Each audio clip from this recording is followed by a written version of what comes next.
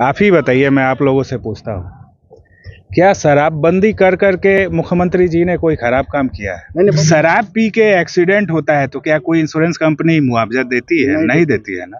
ये जब तक पब्लिक अपने आप में सुधार नहीं लाती है तब तक तो ये असंभव दिखता है।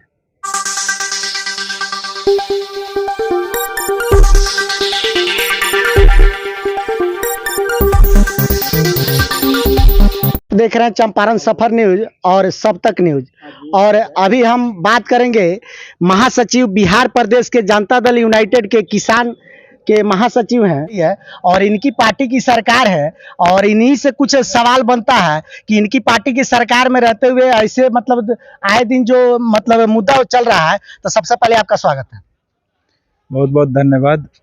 सर, आपसे एक सवाल बनता है कि अभी छापरा में मशरक में शराबबंदी का जितना भी मतलब श्रेय जाता है सब लोग माननीय मुख्यमंत्री जी के ऊपर ही मतलब धावा लगाने का काम करते हैं। तो इसमें आपका क्या राय रहेगा?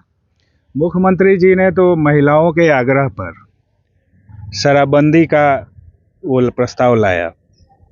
आप ही बताइए, मैं आप लोगों से पूछता हूँ, क्या शराबबंदी कर करके मुख्यमंत्री जी ने कोई खराब काम किया है? नहीं, बहुत अच्छा काम किया। हमारी बहन बेटी जो स्कूल तक जाने में डरती थी, चौक चौराहा जहाँ शरीफ लोग खड़े होने से शाम को 6 बजे के बाद कतराते थे, आज देखिए एक्सीडेंट के दर में कितना ज़्यादा कमी आया हुआ है।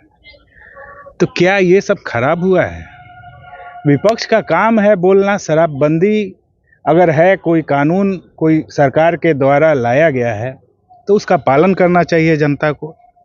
और गलत तरीके से अवैध शराब खरीद करके पीने से अगर कोई दुर्घटना होती है तो सरकार उसकी जिम्मेदार नहीं है, क्योंकि सरकार ने तो बंद ही कर रखा है। आप पिए क्यों? शराब पीना वैसे भी सेहत के लिए हानिकारक है।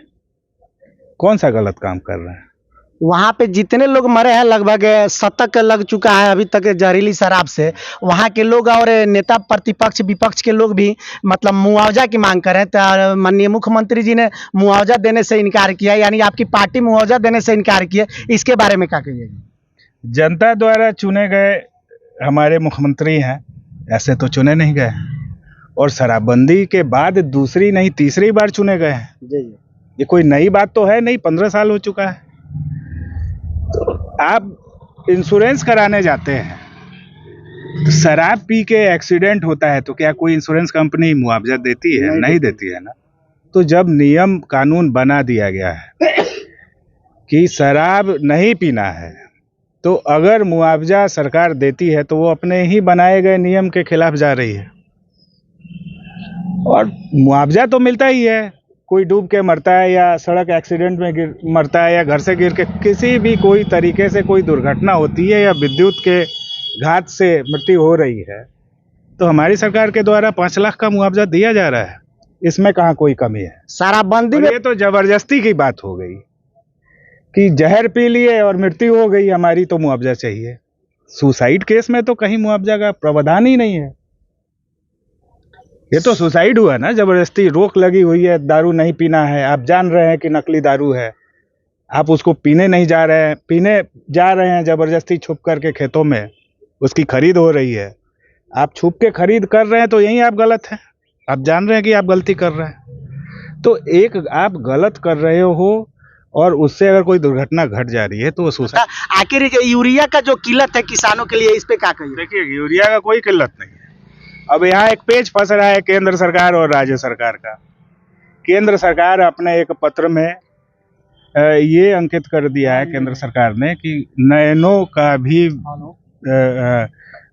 नैनो को भी यूरिया के साथ बेचना है, और राज्य सरकार कह रही है जबरदस्ती नहीं करना है। जो किसान चाहे कि यूरिया ही हम सिर्फ लें, उसको यूरिया बेचना है। और स्वेच्छा से अगर किसान तैयार है लेने के लिए तो उसमें कोई बात नहीं है। यही विवाद है, 2-4 दिन के अंदर ये किल्लत समाप्त हो जाएगी।